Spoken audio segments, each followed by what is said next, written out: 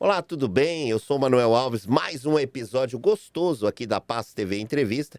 E hoje aqui ao meu lado eu tenho uma grande jornalista e apresentadora, Fran Passos, que vai dividir essa bancada maravilhosa, porque o nosso convidado, sem muitas delongas, né, uma pessoa muito especial, Dr. Humberto Rocha, advogado, secretário-geral adjunto aqui da OAB de São Bernardo do Campo, nosso amigo, né, Fran, nosso companheiro que veio aqui para bater um papo, para conversar com a gente, falar de vários temas de importância. E eu, como eu digo sempre, peço para que você acompanhe, siga os nossos passos aí no YouTube, no Instagram, no Facebook, lá no YouTube, nosso canal, se inscreva, gostoso lá, vai lá, se inscreve, aciona o sininho para receber não só essa entrevista de hoje, como várias e várias entrevistas, porque eu digo sempre, é uma alegria muito grande cada episódio, a cada programa, nos vários quadros que a gente tem, os apresentadores que nós temos, tanto a Fran, como eu, como o Alexandre, a gente faz com muito amor e alegria. E para começar, que a gente tem que dizer aí, muito obrigado, doutor Humberto, que o senhor veio, mas eu sou um cara muito educado, né, antes do senhor se apresentar, eu quero que primeiro as damas, a nossa apresentadora aqui, jornalista, Fran Passo.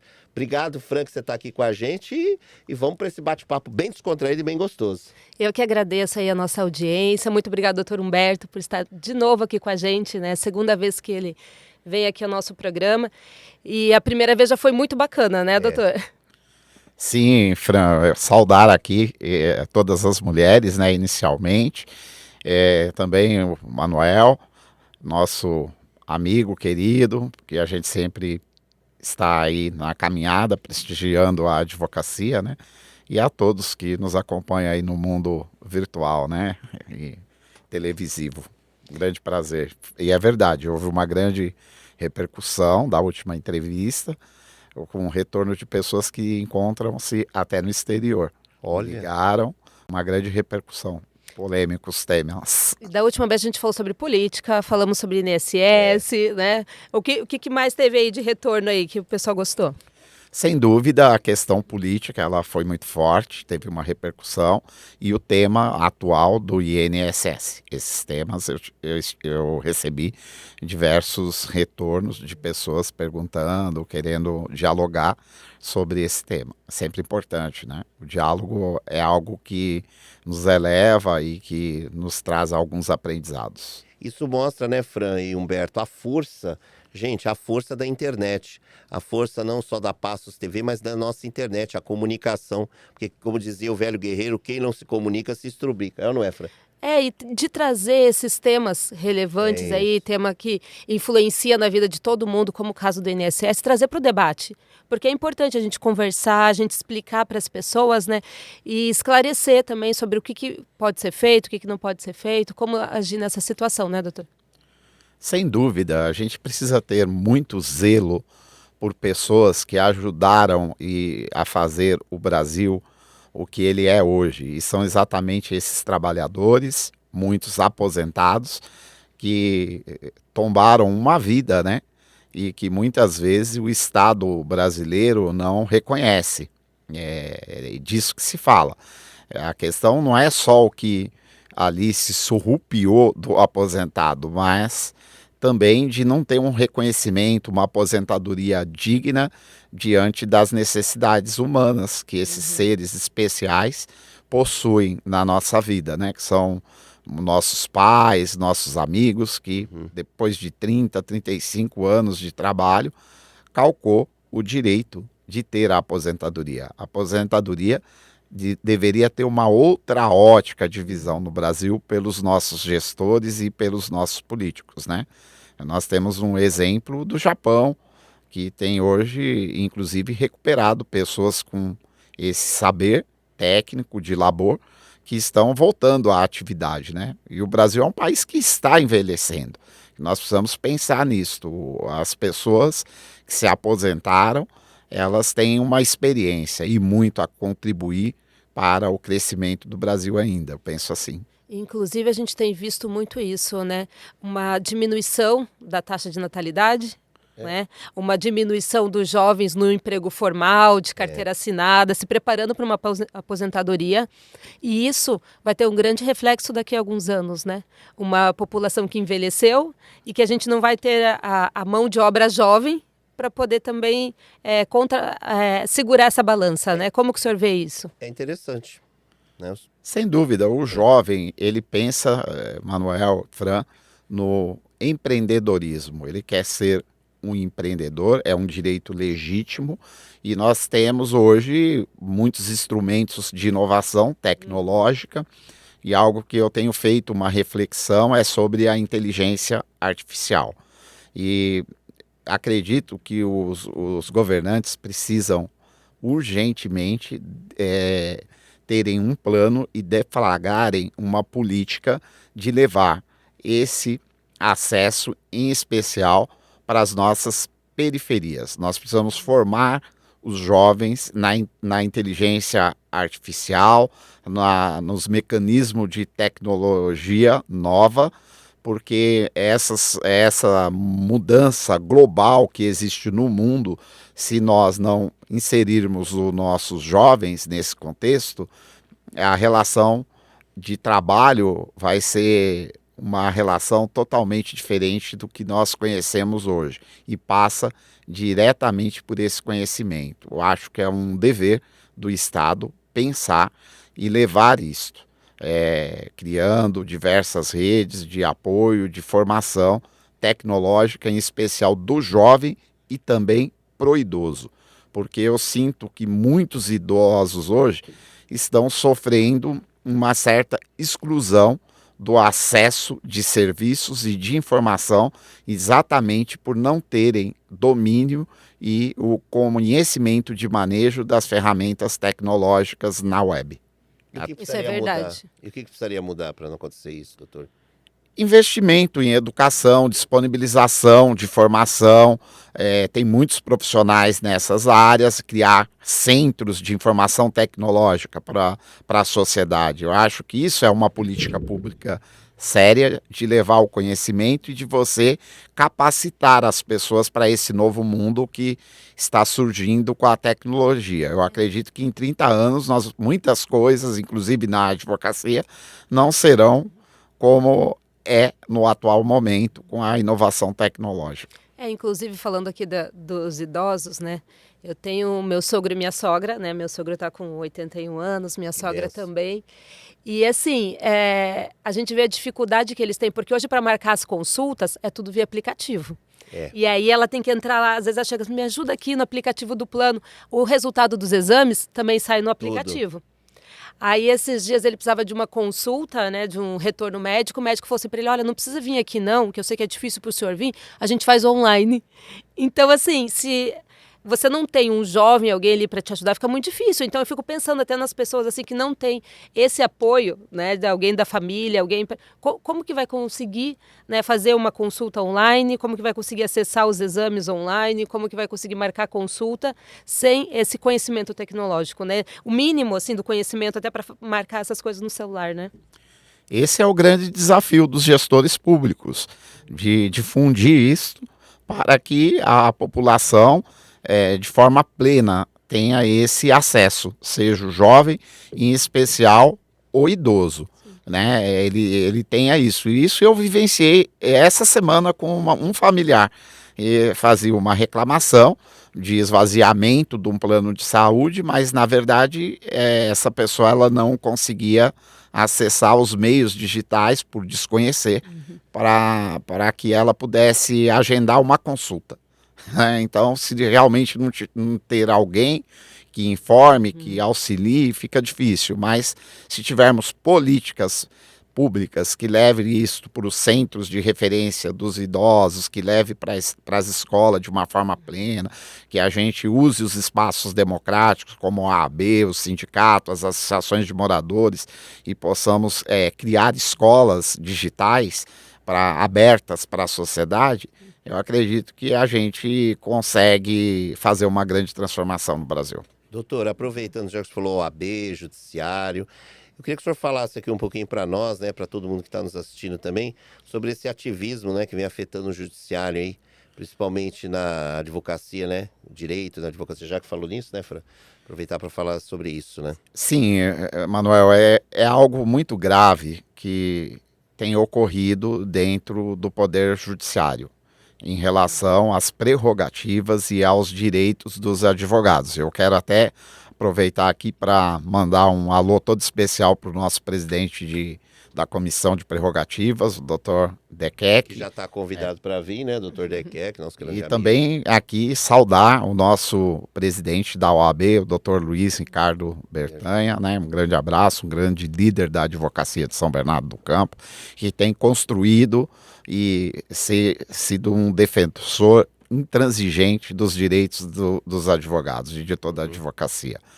Mas a OAB ela vive algo que causa perplexidade, porque no Brasil nós temos um congresso onde as leis são criadas e recentemente tivemos o sancionamento da Lei 15.109 de 2025, que estabelece a isenção do recolhimento de custas para que os advogados possam receber os seus honorários, né? E, no entanto, o que nós temos verificado, muitos juízes, mesmo após o sancionamento da lei, não têm aplicado a lei e alegam uma certa inconstitucionalidade da legislação. Essa arguição ela não tem sido efetivada da forma regular, porque quando há uma inconstitucionalidade, pelo regramento e pelo ordenamento jurídico, nós sabemos que existe uma cláusula de reserva de plenário. Então, o magistrado, obrigatoriamente, ele teria que arguir a inconstitucionalidade, né? Ele teria que arguir nos termos do artigo 948 do Código de Processo Civil, fazer essa arguição em obediência ao artigo 97 da Constituição, mas isso não tem sido feito. E o lamentável de tudo isto é que o juiz está aplicando uma vontade própria, quando na verdade deveria seguir o regramento e prejudicando a advocacia, porque o advogado não pode ser colocado no lugar do devedor. Sim. E ele não pode pagar para receber aquilo que seria o seu salário. Certo. Então, acho algo totalmente injusto e sem dizer que o judiciário, muitas vezes, tem um ativismo em favor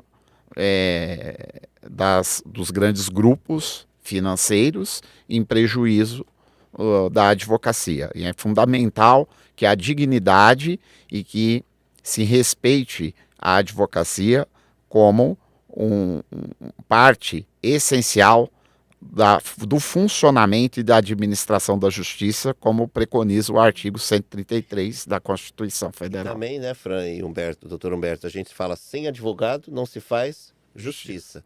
Mas hoje a gente vê, eu estava até comentando com a Fran no caminho, né, que a gente discutindo as pautas, tudo, para você ver, hoje ser advogado sempre foi, como toda profissão, né? Mas hoje também não tá fácil, tá um pouco, tá até difícil, né, Fran, né, doutor Humberto?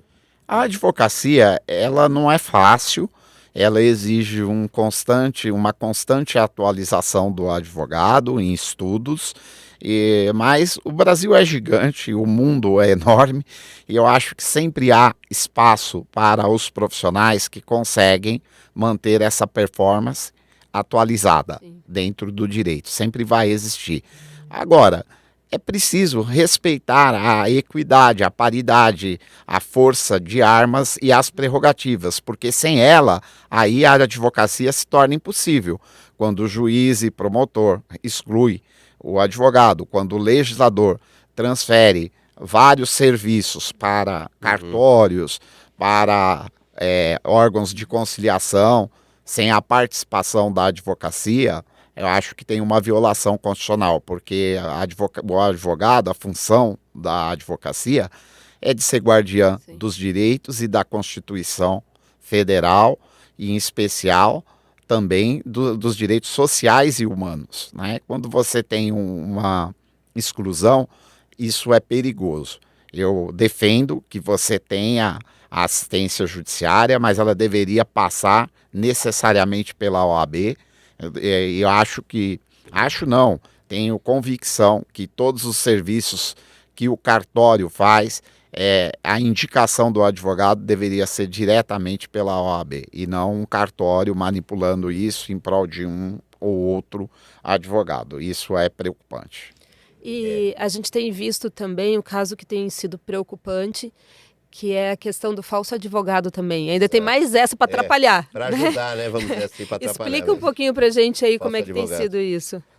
Tem muitos clientes recebendo ligações, porque hoje, infelizmente, com a tecnologia, tem a tecnologia para o bem, mas também tem aqueles que usam para o mal. Isso. E eles buscam dados, porque existe um princípio da publicidade, onde o acesso aos processos que não tem sigilo é aberto a qualquer cidadão. O cara entra lá no domínio JusBR, ele consegue acessar um processo. E essas pessoas fazem cópia, baixam dados do processo. Às vezes o advogado tem algum vídeo, como aqui, nas redes sociais. Eles pegam a voz, simulam ligações com a foto, dizendo, olha, aqui é o doutor fulano de tal. E a pessoa, um pouco desinformada, ela acaba caindo num golpe.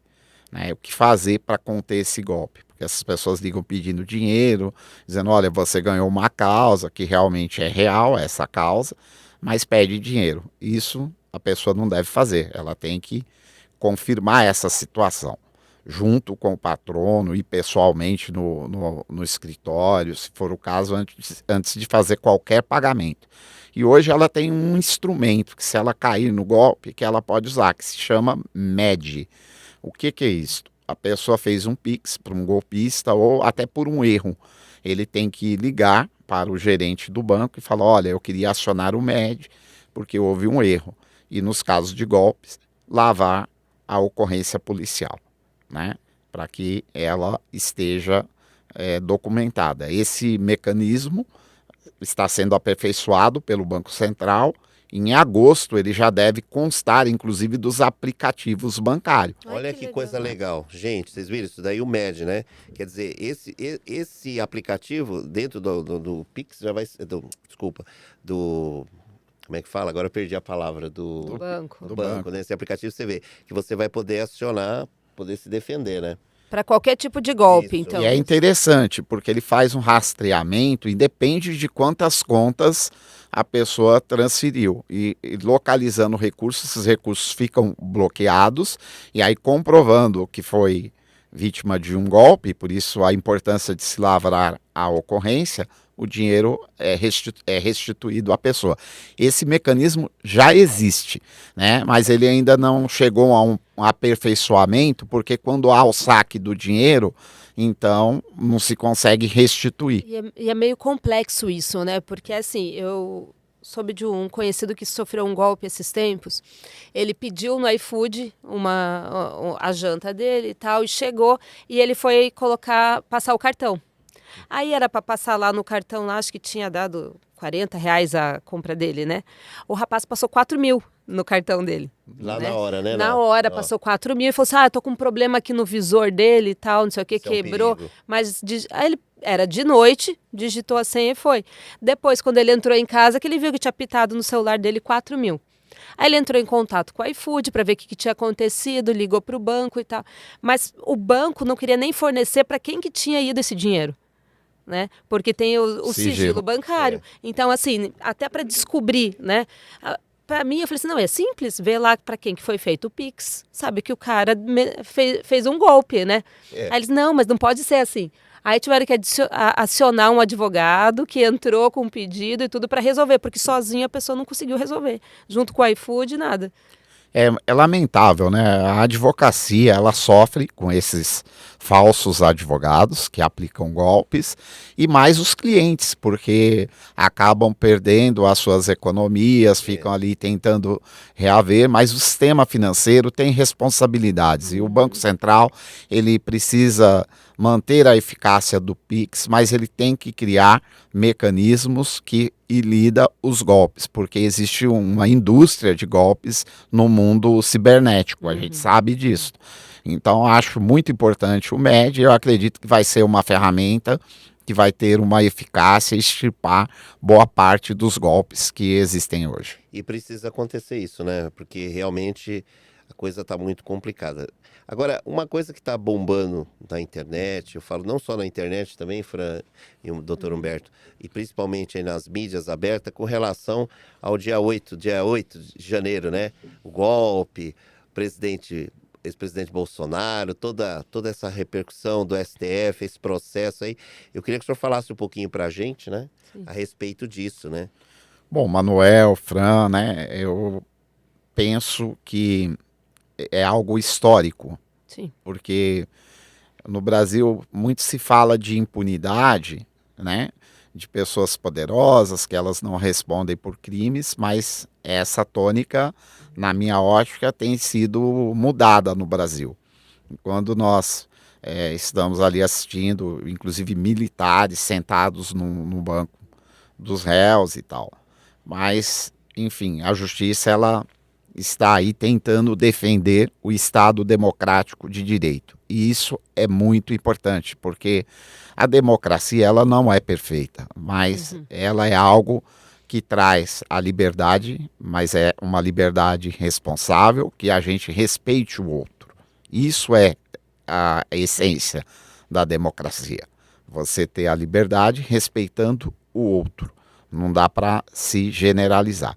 O julgamento do Supremo Tribunal Federal é um marco histórico, relevante nesse aspecto, ao meu ver, e que me impressiona, porque réus, quando vão a um julgamento, eles tentam se defender e negar os atos. Ali, acho que todo o Brasil assistiu, a gente não viu nenhuma resistência de se negar a ocorrência dos fatos, né? Então, nós vamos aguardar o que esse julgamento trará. E eu acredito que haverá uma condenação, porque a essência da Constituição, ela importa mais, e os atos foram filmados, foram devidamente documentados, e os próprios acusados admitem que houve a discussão dessa minuta, né? E isso não é admitido no nosso ordenamento pátrio, né? Você atentar contra o Estado democrático de direito, tentar suprimir esse Estado. É algo repugnável, não respeitar, inclusive, os cidadãos que foram às urnas votar, porque a escolha é feita. Eu acho que a democracia nós temos que saber ganhar, saber perder. Os partidos políticos estão aí para fazer uma disputa paritária dentro de regras. Você perdeu a eleição, se prepara para a próxima eleição. Isso é o natural. Agora, instigar a sociedade ao ódio, à desobediência civil, isso não pode ser tolerado. Destruir o patrimônio público construído com a história e com o suor de todos da sociedade não pode ser aceitável.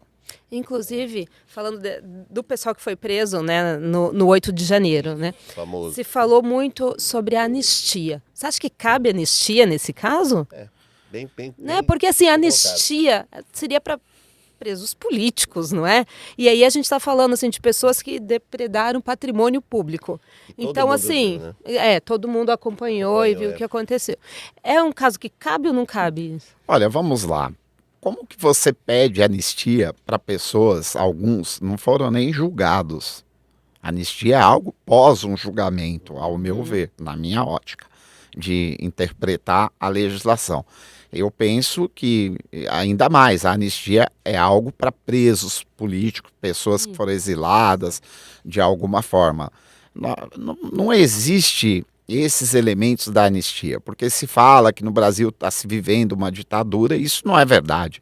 Até porque essas pessoas estavam ali manifestando, acampando e se dirigiram tanto à Praça dos Três Poderes como ao Congresso e ao Palácio do Planalto e destruíram o patrimônio público.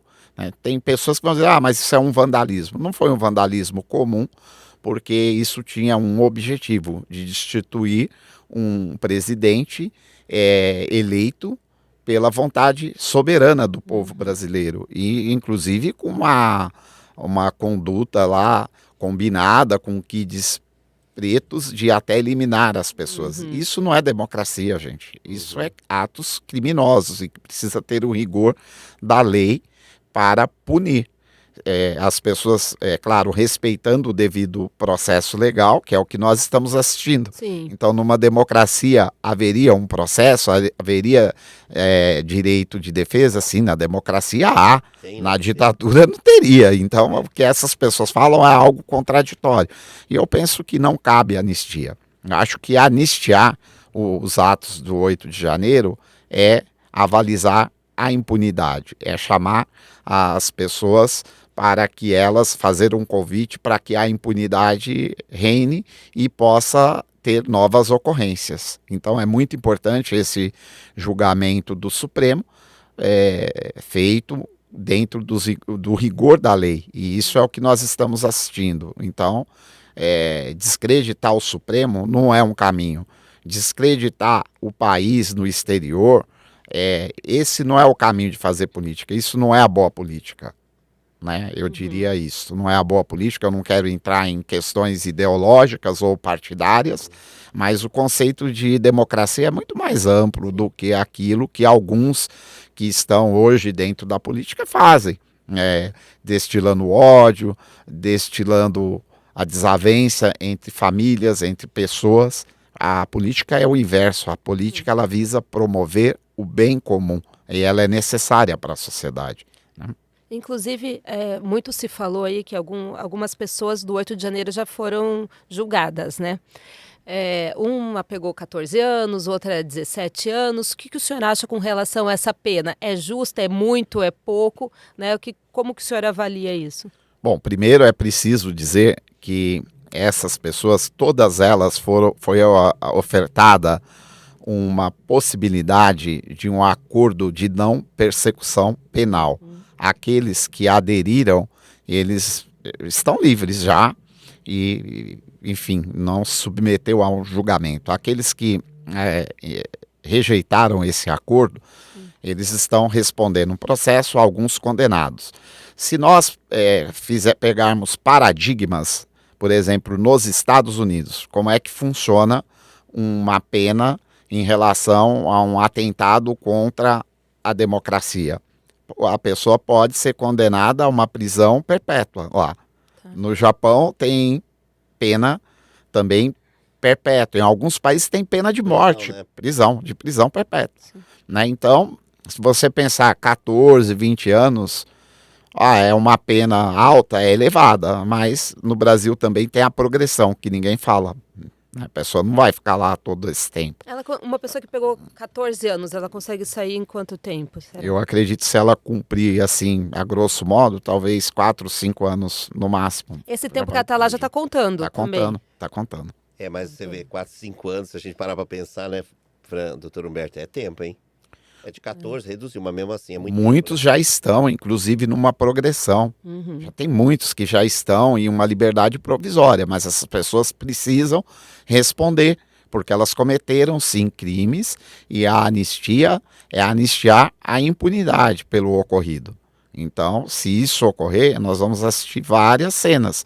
Nos Estados Unidos, quem invadiu o Capitólio está pegando 20, 24 anos. Nossa. Ninguém fala disso.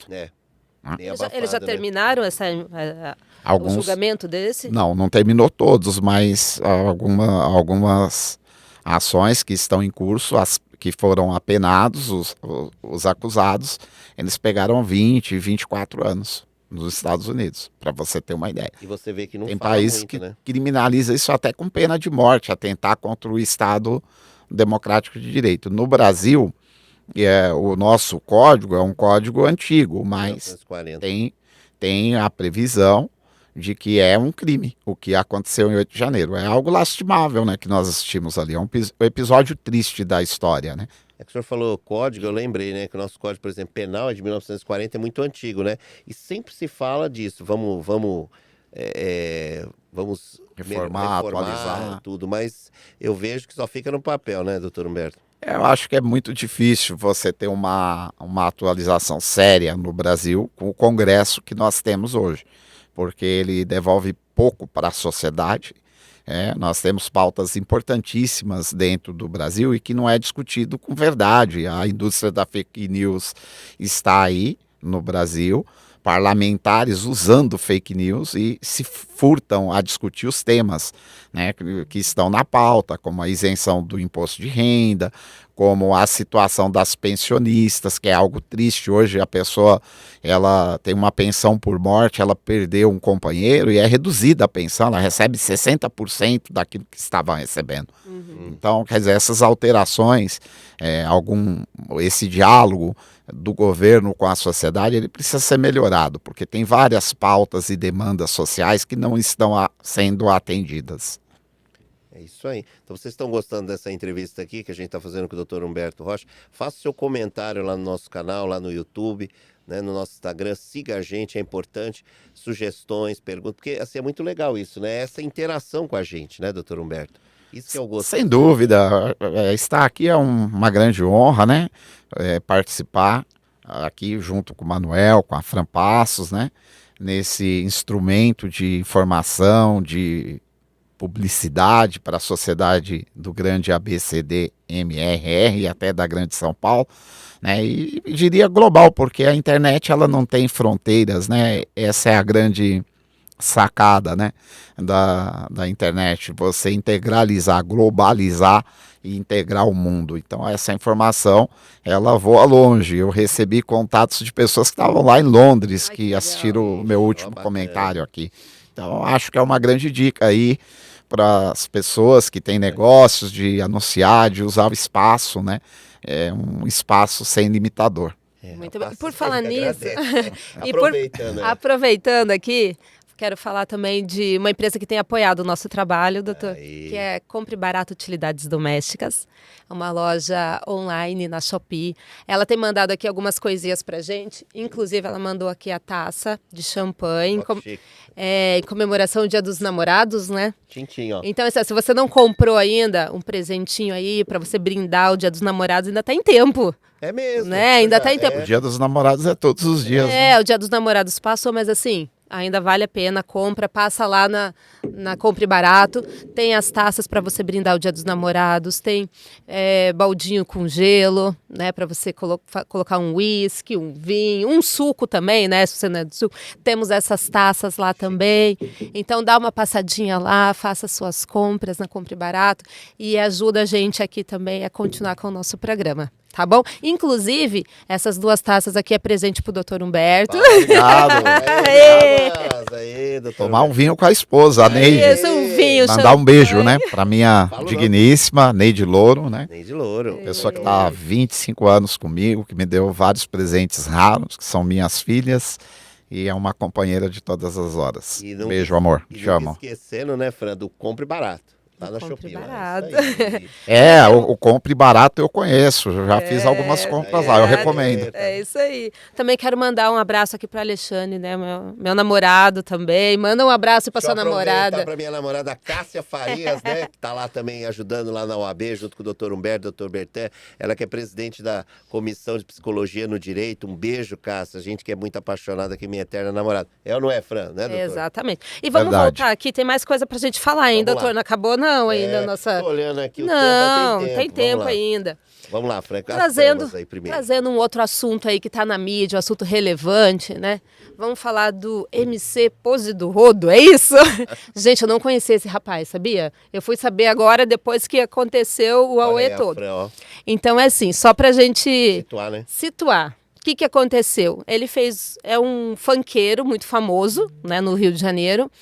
Ele fez um show na comunidade e circulou um monte de vídeo por aí com pessoas, né, com armas e tal. E aí associaram ele ao tráfico, né? E aí deu um bafafá todo, né, sobre isso. Você está por dentro disso aí, doutor? É o famoso artigo 287 do Código Penal, apologia ao crime, né? Exatamente. Vamos lá, doutor. Então, eu acho que toda e qualquer apologia ao crime, ela é regulada exatamente para que isso não leve a muitos da sociedade ao ilícito, né? Ela, eu diria, é uma regra de conduta.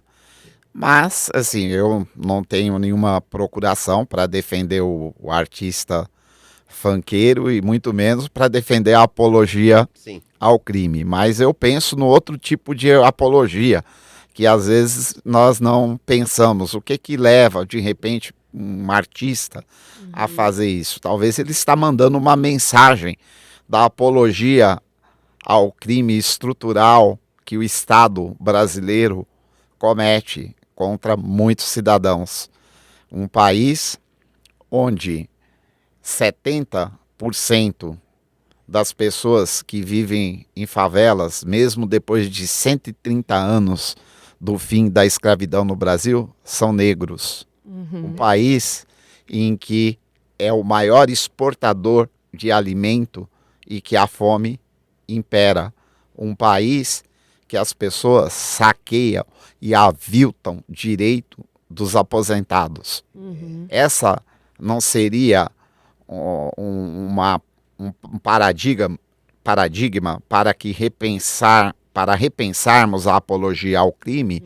Será que não é o momento de elevarmos a apologia da omissão estrutural do Estado brasileiro para esse tipo de desmando? A gente tem que pensar nisso.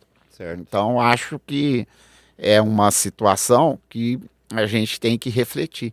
Talvez os jovens, com esse mundo transformado, tecnológico, eles têm uma outra forma de mandar a mensagem.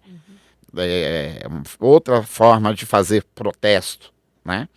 Não que isso seja correto. Eu não instigo nenhum jovem à criminalidade, mas também nós temos que pensar em intercalar essa omissão estrutural com o cumprimento dos direitos sociais e dos direitos humanos, que não é respeitado. Onde você assiste, por exemplo, agora na advocacia, o juiz não aplicar uma lei e diz que a lei é inconstitucional, mas essa inconstitucionalidade não existe por super salários que superam os tetos salariais e que, inclusive, oferta pagamento de penduricalhos da década de 90. Aí não há inconstitucionalidade. Quando o advogado tem que receber, há inconstitucionalidade. E a apologia, exatamente, a apologia ao crime é aquilo que só o cidadão, numa regra de conduta, viola, e o Estado, quando viola esses direitos, não há uma apologia ao crime. Eu deixo isso para o nosso... refletir, né? Eles aí, internautas, refletirem, fazer uma reflexão. Eu não estou instigando nada aqui de ilícito, mas nós precisamos fazer uma transformação profunda nesses conceitos, inclusive de atualização das nossas leis. Inclusive sobre isso, até teve uma repercussão sobre a forma como o funkeiro foi preso, né? Então, assim, chamou a imprensa, fez, né, um auê todo, ele foi algemado e... Esse caso, né, muita gente falou assim, que não era o caso nem para usar algema, porque não é um caso de resistência à prisão. Então, assim, teve um circo também da mídia aí, da imprensa, né? O que o senhor acha sobre essa proporção que tomou o caso? Então, Fran, eu vou te responder isso fazendo algumas indagações. Por exemplo, quando nós criminalizamos, às vezes, uma mulher grávida, preta, porque de repente ela vai no mercado e pegam ela lá levando 1 litro de leite, né? Isso é um ilícito. Então nós criminalizamos isso de uma forma bem severa. Quando nós deixamos pessoas roubarem os aposentados e nós aplaudimos o colarinho branco, a impunidade. Um congresso que nós temos vários representantes do povo, por escolha do povo, condenados, que cometeram crimes respondendo por ilícitos, e nada acontece. E aí temos um Estado omisso com relação a todos esses direitos sociais, que ele não cumpre, num verdadeiro estelionato do Estado brasileiro, que não cumpre nenhuma das regras sociais, pessoas sendo despejadas, bancos que praticam anatocismo, e isso não há punição. Então, quando o jovem se rebela ou quando um artista culturalmente tenta mandar um recado para a sociedade, você tenta criminalizar. Tanto que ele foi solto, eu não estou dizendo que foi certo, mas eu acho que o artista tem uma outra forma de fazer o seu protesto, né? Eu vejo isto nesse caso. E as indagações ficam essas indagações se isso também não seria algo a ser criminalizado. O político que mente, o político que engana, o político corrupto, que desvia o dinheiro público, o que acontece com essas pessoas? Né? Então, aí nós estamos vendo as áreas culturais manifestar a indignação, talvez de uma forma equivocada, pudesse ser de uma outra forma. mas é uma forma de expressão dessas pessoas errada. Sim, talvez ele vai responder um processo, mas talvez não tenha elementos que o leve ao cárcere, digamos assim. Talvez não tinha elementos. Inclusive, acho que surfando na onda, né? Já tivemos aqui alguns projetos de lei até para proibir verba pública em show na comunidade, né? Aí você já amplia também um espaço que a cultura é importante para a comunidade, né? Como que a gente consegue colocar a verba pública lá de uma forma que agregue na comunidade?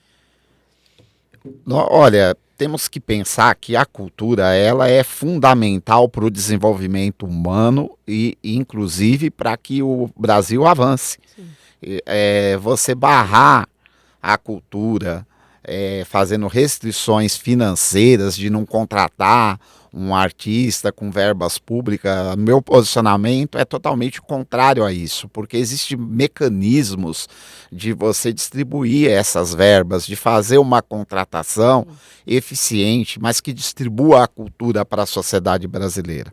Eu acho que isso é fundamental, se manter a contratação, sim, sem prejuízo dos diversos problemas que a sociedade tem.